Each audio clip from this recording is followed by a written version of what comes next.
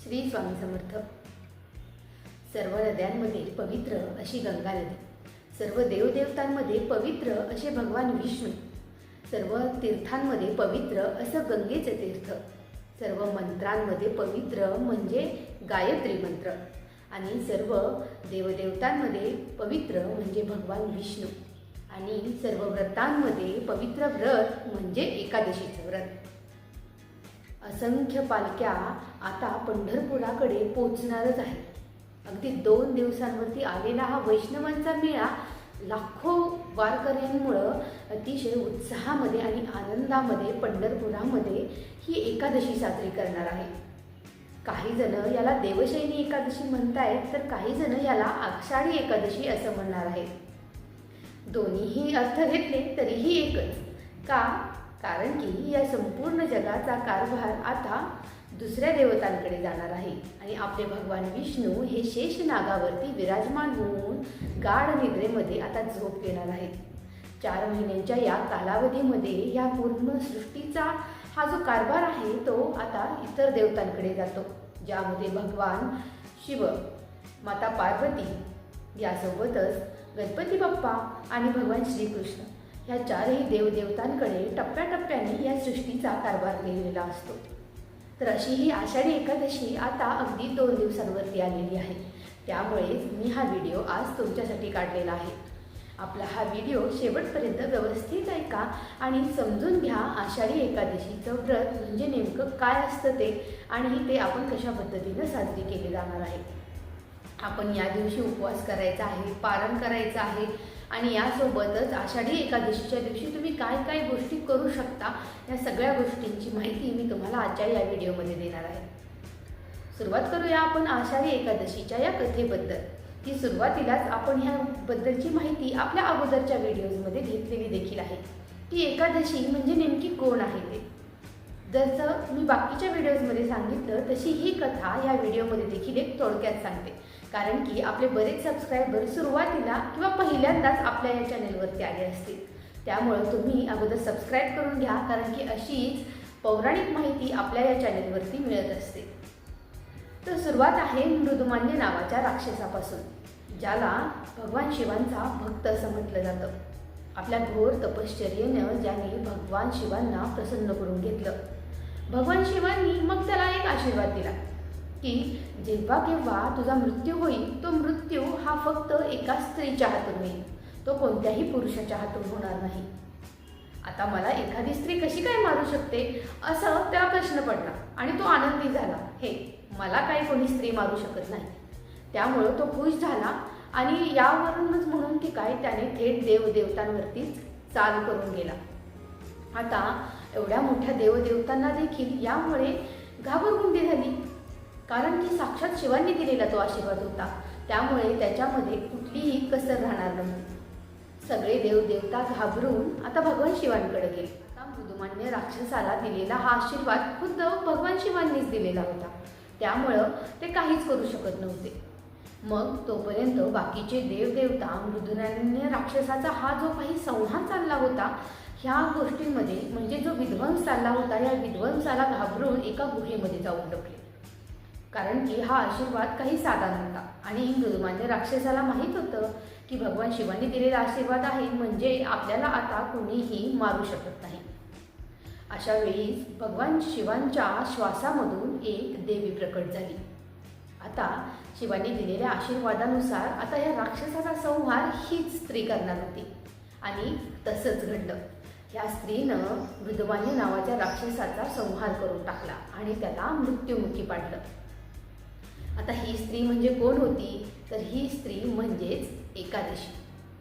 आता याच वेळी सगळे देवदेवता जे कोणी गुहेमध्ये लपले होते ते दिवसभर काहीही न खाता पिता त्या गुहेमध्ये होते, म्हणून त्यांचा त्या दिवशी उपवास देखील घडला, आणि त्यामुळंच एकादशी आणि एकादशी दिवशी केले जाणारा उपवास अशा दोन्ही गोष्टी एकमेकांशी संबंधित आहेत। आता असं देखील म्हटलं जातं की ह्या एकादशीच्या दिवशी तुम्ही जी काही उपवास करता किंवा व्रतवैकल्य करता, ह्या सगळ्यांमुळं तुम्हाला सहस्त्रपटींनी अधिक फळ मिळलं जातं। वर्षभरामध्ये ज्या काही 24 एकादशी येतात त्यामधील 2 एकादशी, एक म्हणजे आषाढी आणि दुसरी म्हणजे कार्तिकी, अशा दोन्हीही एकादशींपैकी तुम्ही कोणतीही एक एकादशी जरी केली तरी उरलेल्या सर्व एकादशींचं पुण्य तुम्हाला त्या एका एकादशीमध्ये मिळत असतं. त्यामुळं तुम्ही इतर वेळी किंवा ह्या अगोदर जरी आषाढी एकादशीचं व्रत केलेलं नसेल तरी यंदाच्या वर्षी तुम्ही हे व्रत अवश्य करा, कारण की ह्या व्रताचं महत्त्व मी तुम्हाला आज सांगतच आहे. त्यामुळे तुम्ही वेळात वेळ काढून आषाढी एकादशी नक्की साजरी कराल ह्याची मला खात्री आहे. आषाढी एकादशी म्हणजेच ही जी पालखी आहे ती पंढरपुरामध्ये 25 जुलै 2026ला तिथं जाणार आहे. म्हणजे सर्व पालख्या तिथं पोहोचणार आहेत. चंद्रभागेच्या तीरावरती अनेक वारकरी आपल्याला पुण्य प्राप्त करताना दिसून येतील. चंद्रभागा म्हणजे साक्षात विठ्ठलाचा आशीर्वाद असलेली नदी. ह्या तीरावरती असलेलं पंढरपूरच्या ह्या गावामध्ये सर्व वाऱ्या पोहोचतील आणि अतिशय आनंदामध्ये ते आषाढी एकादशी साजरी करतील. आता आषाढी एकादशीचा उपवास हा खरं तर आदल्या दिवसापासूनच सुरू. आता हा जो उपवास आहे तो आपण आपल्या आरोग्याची काळजी घेऊन करायचा आहे. बरेच जण वयोवृद्ध असतात, काही गरोदर स्त्रिया असतात किंवा काही जणांना उपवास करण्याची सवय देखील नसते. मग त्यामुळं तुम्ही ह्या दिवशी पूर्ण उपाशी न राहता फक्त फलाहार घेऊन आणि दूध पिऊन देखील जर तुम्ही उपवास धरू शकत असाल तर तुम्ही तशा पद्धतीने देखील धरू शकता.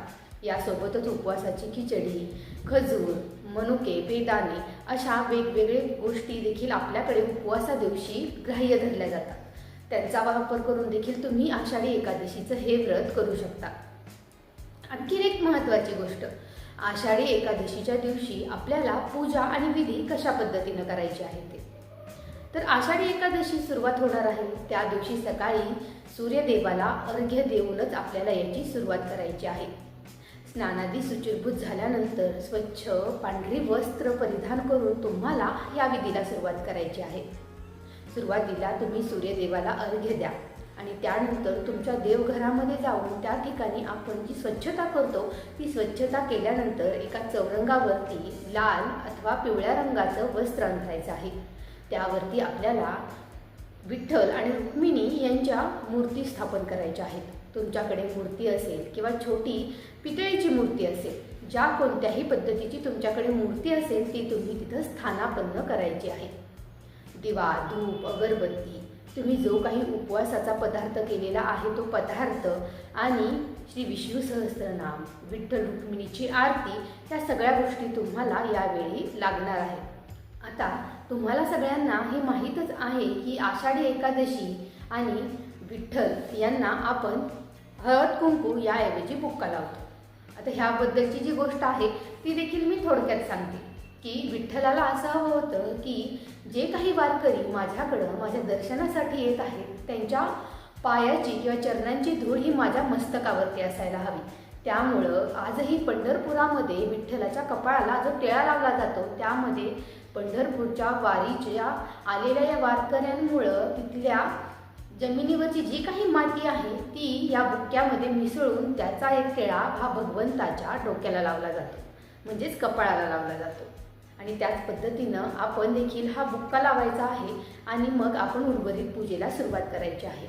देवासमोर दिवा लावा, फुले वाहा, हार अर्पण करा आणि त्यानंतर तुम्हाला विठ्ठल आणि रुक्मिणीची कथा ऐकायची आहे. ही कथा तुम्ही श्रवण केली तरी देखील चालेल. आणि त्यानंतर तुम्ही श्री विष्णू सहस्त्रनामाचं अवश्य पठण करायचं आहे. आता तुम्ही म्हणाल आषाढी एकादशी आहे, मग विठ्ठल आणि रुक्मिणी यांचं सोडून तुम्ही श्री विष्णूंचं नाव का सांगता? तर लक्षात घ्या की भगवान विष्णूंचा दुसरं रूप म्हणजेच आपले भगवान विठ्ठल.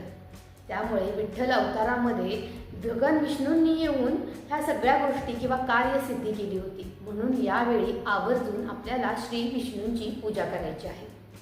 त्यामुळे ही गोष्ट देखील अजिबातही विसरू नका की तुम्ही या दिवशी श्री विष्णू सहस्त्रनामाचं पठण करू शकता, जेणेकरून तुम्हाला सकारात्मकता देखील येईल आणि श्री विष्णूंचा आपल्याला आशीर्वाद देखील लागेल. आता लक्षात घ्या की यानंतर सुरू होतो तो म्हणजे चातुर्मास. चातुर्मास म्हणजे काय तर 4 महिन्यांचा कालावधी, ज्या कालावधीमध्ये भगवान विष्णू हे शेष नागावरती योग निद्रेमध्ये जातात. आणि जेव्हा हे योग निद्रेमध्ये जातात त्यानंतर मात्र आपल्याला कोणत्याही शुभ कार्य या 4 महिन्यामध्ये करायचे नसतात।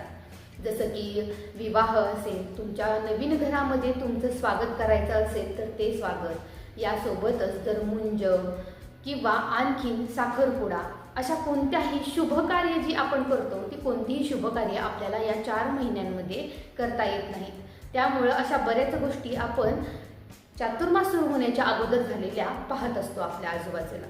त्यामुळे ह्या 4 महिन्यामध्ये आपल्याला फक्त जप, तप आणि देवाचं नाव म्हणजेच नामस्मरण ह्या गोष्टी करायच्या आहेत। आता थोड्या दिवसांनंतरच गुरुपौर्णिमा देखील आलेली आहे, त्यामुळे आपल्या प्रिय अशा गुरूंबद्दल तुम्ही यावेळी विनंती किंवा यावेळी तुम्ही प्रार्थना देखील करू शकता। यामध्ये जर तुम्ही भगवान विठ्ठलांचेच भक्त असाल तर तुम्ही भगवान विठ्ठलाच्या वेगवेगळ्या कथा देखील या दिवशी वाचू शकता। दिवसभर अखंड नामस्मरण देखील आपल्याला करायचं आहे आणि जितकं विठ्ठलाचे गुण गाता येतील तितके गायचे आहे। बरेच जण असे असतात की ज्यांना उपवास धरणं शक्य नसतं, काही कामासाठी ते बाहेर असतात, काही गोष्टी उपलब्ध नसतात। मग काय करायचं? मग उपवास तर धरायलाच हवा का? तर असं अजिबातही नाही। तुम्हाला फक्त नामस्मरण करणं महत्त्वाचं आहे। भगवंतांनी असं अजिबातही सांगितलेलं नाही की तुम्ही माझ्यासाठी उपाशी राहा। त्यामुळं तुम्ही मनापासून देखील आषाढी एकादशी दिवशी भगवंताची पूजा केली आणि त्यांचं नामस्मरण केलं तरी देखील चालणार आहे। या दिवशी आपण फक्त उपवासच धरावा असं काही नाही। तुमच्या मनामध्ये असलेलं भाव, देवाविषयीची भक्ती ह्या गोष्टी जास्त महत्त्वाच्या। त्यामुळे अगदीच उपवास पकडता नाही आला तरी देखील नामस्मरण करायला अजिबातही विसरू नका। आता यानंतर जे काही लोक उपवास धरतात त्यांनी हा उपवास आषाढी एकादशीच्या सायंकाळी सोडायचा नाही। तो आपण 26 जुलैला सकाळी पारण करणार आहोत। त्याचा मुहूर्त मी आता तुम्हाला व्हिडिओच्या पुढे सांगेनच, पण हे लक्षात ठेवा की आषाढी एकादशी अथवा आपण वर्षभरामध्ये येणारी कोणतीही एकादशीचं पारण हे त्याच दिवशी सायंकाळी करत नाही। जसं आपण बाकीच्या उपवासांचं पारण हे सायंकाळीच करतो तसं आषाढी एकादशी अथवा इतर कोणत्याही एकादशीचं नसतं। त्यामुळं हे पारण तुम्हाला 26 तारखेला करायचं आहे। आता एक मुद्दा म्हणजे की हे एकादशीचं व्रत किंवा त्याचा मुहूर्त काय असणार आहे ते तर लक्षात घ्या की आषाढी एकादशीचे हे जे मुहूर्त आहे तो खरं तर 24 जुलैला सुरू होत आहे। सकाळी 9:11 ते 25 जुलैला सकाळी 11:35 पण आपल्या हिंदू पंचांगामध्ये उदयतिथीनुसार आपण उपवास धरत असतो। त्यामुळे आपण ही जी आषाढी एकादशी साजरी करणार आहे ती आपण 25 जुलैला साजरी करणार आहे। त्यामुळे तुम्ही जो काही उपवास पकडणार आहात किंवा धरणार आहात आणि आपण जी आषाढी एकादशी साजरी करणार आहोत ती आपण 25 जुलैला सुरू करणार आहोत आणि त्याचं पारण हे आपल्याला 26 जुलैला सकाळी 7:54 नंतर करायचं आहे। तर अशा पद्धतीनं हा उपवास तुम्हाला धरायचा आहे आणि आषाढी एकादशी साजरी करायची आहे। तर अशा पद्धतीनं ही आषाढी एकादशी तुम्ही उत्साहामध्ये आणि आनंदामध्ये साजरी करा। भगवंताचं नामस्मरण करा आणि पुन्हा एकदा कार्तिकी वारीसाठी सज्ज व्हा, कारण की आषाढी एकादशीनंतर येते ती म्हणजे कार्तिकी वारी। ज्यावेळी हा चातुर्मासाचा काळ संपतो आणि ह्या कार्तिकी एकादशीच्या वेळीच आपण तुळशी विवाह करत असतो आणि ज्यानंतर सगळ्या शुभकार्यांना पुन्हा एकदा सुरुवात केली जाते। तर ही देखील माहिती मी तुम्हाला आता सांगितली आहे ती तुम्हाला माहीत होती का हे मला कमेंटमध्ये एकदा नक्की सांगा।